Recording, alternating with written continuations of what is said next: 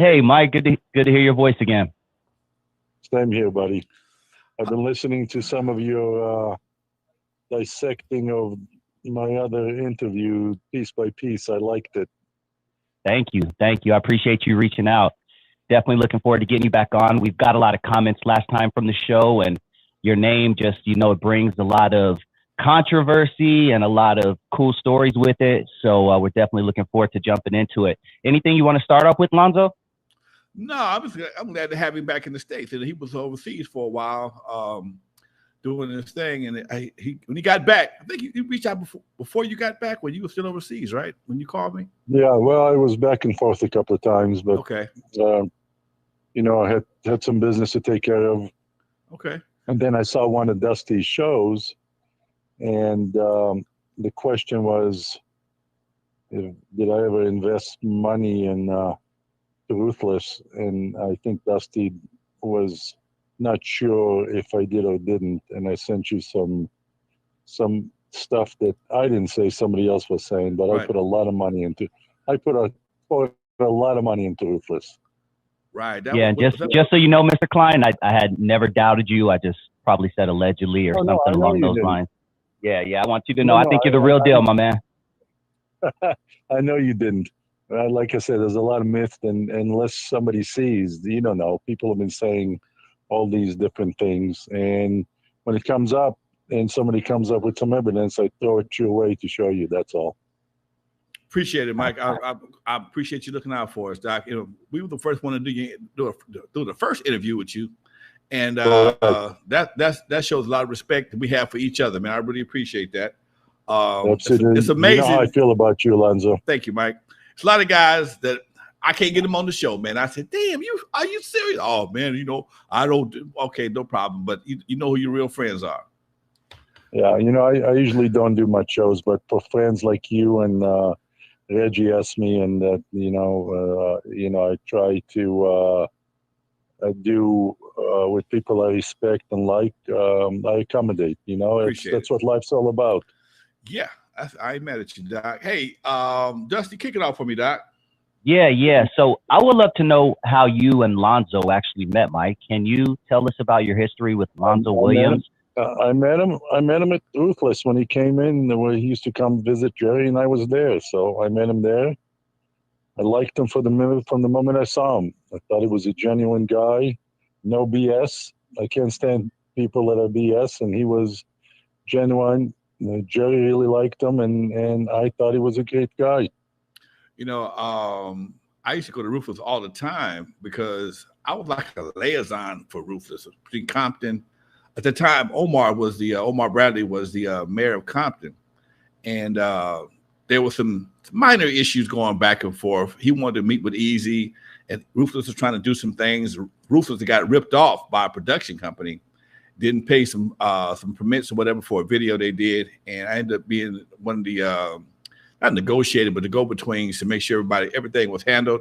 I set up a meeting with Eazy, and all while doing that, that's when me and Mike got introduced to each other. Mike, Animal, yes. Everybody, Ruthless had a lot of bad deals. The first bad deal when I was involved was Priority. It was a terrible deal. I mean, an absolutely horrible deal. And when so they had a 5-year deal, and they renewed it just before I got involved. The same deal that they had, which was just a production deal. Right. They didn't own the masters.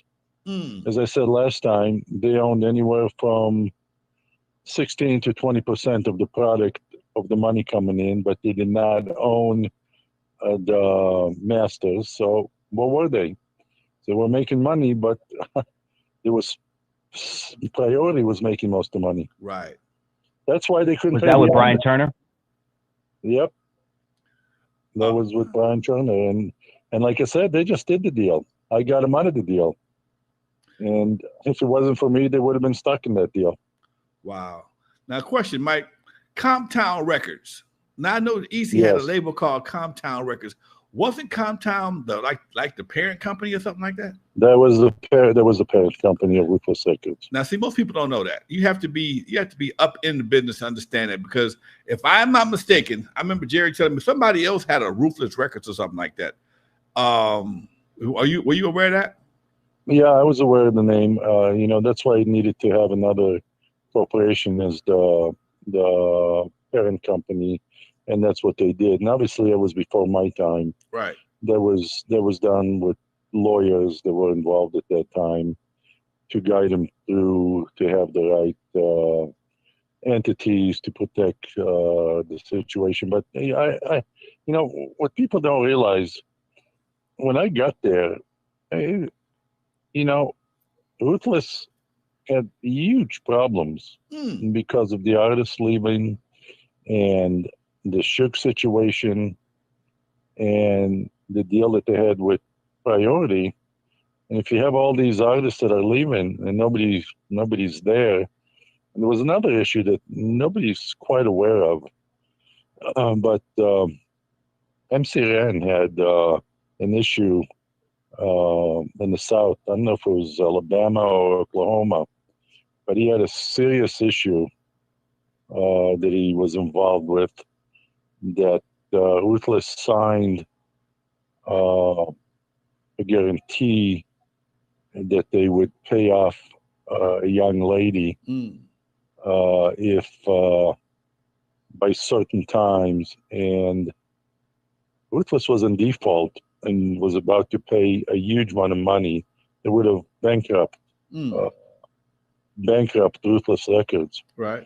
And it was the fault of the lawyer that handled the situation and did not tell Ruthless what was coming up. And at the last moment, he called Jerry and said, "This is situation come up, and come next week, you guys will owe this girl this amount of money." And Ruthless didn't have that money to pay. And once again, I came and helped him, not by giving them money, but I resolved the deal and had the lawyer fall on his sword for screwing up. He didn't want to do it. Okay. But he was put in a situation that he had to do it. This is what people don't know. And MC Ren would have had a huge problem. And Ruthless would have had it. I heard vaguely about that, but that's not common knowledge by no means. It's not common knowledge. Nobody knows about it, but it's something that I'm hearing about it. Nobody knows about. Yeah. And it would have bankrupted Ruthless, period. Wow. Yeah, I did a lot there that people are not aware of.